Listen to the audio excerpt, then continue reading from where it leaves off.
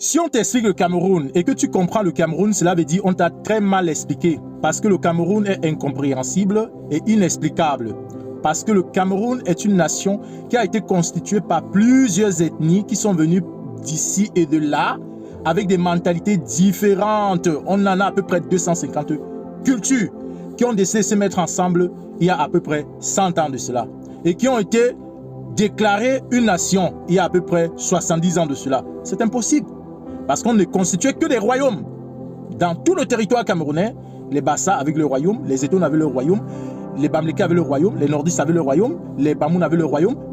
Et ces royaumes avec des cultures. Donc quand on parle de culture, on parle de tradition. On parle en général de l'animisme, mais pratiqué dans diverses formes de traditions. Et quand on parle de tradition, on parle de moralité. Cela veut dire les nordistes, la manière dont ils pensent, ce n'est pas comme les sudistes. Et la manière dont les sudistes pensent, ce n'est pas comme les Bamileke. Ensuite, si on prend dans la diversité de toutes ces personnes-là qui ont toutes ces différentes moralités pour déclarer qu'ils sont une seule nation et qu'ils doivent vivre ensemble, ça crée un vrai duel. Ce dualisme nous donne du fil à retordre au niveau du vivre ensemble. C'est pour cette raison que le président actuel parle constamment du vivre ensemble. Mais vous pensez que le vivre ensemble, c'est pas évident de faire du vivre ensemble avec différents fous qu'on a mis dans un centre et leur demander de s'entendre. C'est très difficile. C'est pour cette raison qu'on te dit, si tu testes le Cameroun et que tu comprends le Cameroun, cela veut dire qu'on t'a très mal expliqué. Parce que pour comprendre le Cameroun, il faut aller déjà dans la naissance du Cameroun. Pour aller dans la naissance du Cameroun, tu dois d'abord aller dans les peuples anciens qui occupaient le territoire camerounais, c'est-à-dire les Pygmées. Donc, voilà les autochtones du Cameroun, les Pygmées. Les Pygmées sont arrivés, ils étaient là, tranquilles. Après, les gens sont sortis de la forêt pour venir les trouver. Après, les gens sont venus de l'eau pour venir les trouver. Après, les gens sont sortis du nord pour venir les trouver. Ils sont restés dans ce territoire. Quand les colons sont arrivés, parce que le Cameroun a été un peu comme l'arachide du deuil, les Anglais sont arrivés, les Allemands sont arrivés, les Français sont arrivés. Après, ils ont créé cette histoire d'organisation des Nations Unies pour pouvoir maintenant dire, ok, maintenant on va appeler ça Cameroun. On appelle ça nation camerounaise. Ils ont maintenant mis les limites. Ils ont mis les limites. Qui a donné l'autorisation? Qui était d'accord? Personne n'était d'accord. Donc j'étais un Camerounais Bamileke qui n'a pas donné mon consentement pour être une nation avec les Douala ni avec les Yaoundé.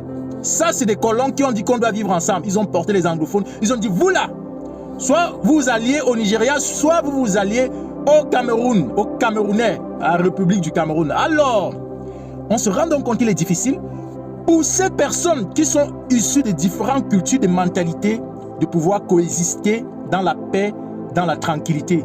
Soit un se fait frapper, soit l'autre se fait abuser, soit un est esclave, soit l'autre est esclave. C'est pour cette raison qu'il y a eu beaucoup d'expressions qui viennent entraver la coexistence de toute cette nation, comme un Bamileke ne sera jamais président, par exemple, comme les gens du Nord qui ont été qualifiés comme des moutons.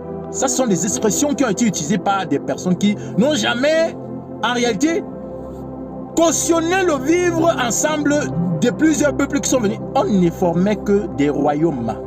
Pour aller dans tes royaumes, il fallait un laissez-passer. Vous connaissez l'histoire mieux que moi.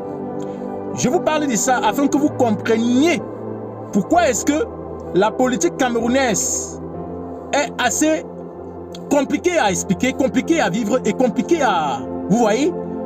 Aujourd'hui, on vous fait savoir qu'il faut un candidat unique pour pouvoir vaincre le pouvoir en place, le RDPC. Mais le problème dans le piège des candidats uniques, c'est qu'on sait que les Camerounais, dans leur diversité, ne se mettront jamais ensemble pour accepter un candidat unique. Cela veut dire que quoi? Tout le peuple entier souffre de la malgouvernance avec tout ce qu'on peut critiquer, tous les manques. Et on voudrait qu'il y ait une nouvelle ère et que quelque chose de nouveau commence à se produire au Cameroun pour pouvoir amener le pays dans l'émergence. C'est-à-dire concrètement qu'avoir des autoroutes, avoir des aéroports comme les gens voient dans d'autres pays, avoir des hôpitaux comme ça, avoir la mentalité, même la mentalité qui a atteint quand même le sommet de l'émergence, parce que l'inculture, l'incivisme, le banditisme, l'insécurité, l'impunité, c'est un peu devenu notre mode de vie.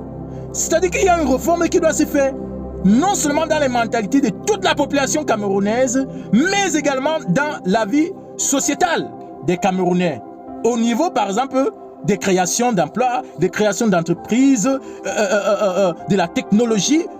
Ne serait-ce qu'il y a tellement de révolutions à être effectuées dans les mentalités des Camerounais. Pour amener les Camerounais à vivre ensemble, à manger sur la même table, c'est très compliqué. Le Cameroun donc, a un statut très différent de beaucoup de pays, par exemple comme de la Guinée, ou par exemple comme des pays de l'Afrique de l'Ouest, qui en général ne parlent qu'une seule langue nationale et sont constitués généralement de deux groupes, les Peuls et voilà. J'entre pas dans cette histoire. Très facilement, ils vont militer pour un candidat. Très facilement, ils vont trouver un consensus et pouvoir changer la forme de gouvernance, c'est-à-dire changer le président, passer à l'alternance très aisément parce que ils ont une culture différente, ils ont une histoire différente des Camerounais. Donc, pour comprendre le Cameroun, tu dois d'abord entrer dans l'histoire du Cameroun. Comment est-ce que le Cameroun a été créé? Qu'est-ce qui se passait avant? Parce que moi, personnellement, j'aurais suggéré que si le Cameroun n'était pas des clandestins ou des occupants qui sont venus d'ici, de là, d'ici, de là, d'ici, de là, on allait chercher l'ancêtre des Camerounais qui a permis que les Camerounais se retrouvent dans l'état actuel. Où on préfère tout gâter, où le pays doit absolument être enflammé parce que on ne veut pas que telle tribu prenne le pouvoir, on ne veut pas que telle tribu prenne le pouvoir, on préfère que tout le Cameroun reste dans la misère. Si il y a une personne dont on critique, sa tête ne nous plaît pas, on va tout gâter. C'est très compliqué. Perso, j'estime que il faut s'entendre pour au moins donner la chance à une personne, même si cette personne est limitée, ne serait-ce que pour un mandat de 7 ans. Un seul mandat. Et ensuite, on fait une évaluation et on passe à la prochaine élection et on vote un nouveau pour permettre qu'il y ait un recyclage. Quand j'observe les Camerounais actuels, je peux vous assurer, d'après mon observation depuis mon enfance jusqu'à présent, qu'il y a eu une mutation progressive des mentalités. Une mutation progressive des mentalités qui ont amené les gens à être tels qu'ils sont actuellement au Cameroun et hors du Cameroun. Quand je parle de hors du Cameroun, je parle de la diaspora. Et quand je parle de la diaspora, je parle du regard de la diaspora face à la démocratie, face à la politique camerounaise. Et quand je parle de ça, je parle particulièrement, et je vais m'attarder spécialement sur les pro-biaïstes. C'est-à-dire que sur des gens qui, après 43 ans de gouvernance, continuent à croire que le Cameroun, c'est Paris, dans lequel ils sont en train de vivre. C'est-à-dire, tu es dans un pays qui a lutté pour des révolutions, qui a traversé la Première et la Deuxième Guerre mondiale, qui a perdu tellement de personnes pour arriver au système social, culturel, politique que tu bénéficies. C'est très très flagrant. Et toi, tu es dans ce système en train de bénéficier de ce système. Mais tu es en train de combattre que ce même système puisse avoir son essence dans ton pays. En applaudissant pour le gouvernement en place. C'est très compliqué. C'est pour ça que je dis, quand tu observes le Cameroun et les Camerounais, tu ne peux pas comprendre entre l'excellence dans les analyses intellectuelles dans lesquelles ils prônent énormément et l'incompétence de pouvoir appliquer les lois qui peuvent créer au moins un équilibre entre les citoyens en punissant très fort des gens qui transgressent ces lois, des gens qui empêchent le vivre ensemble. Les crimes tous les jours, ce sont des crimes.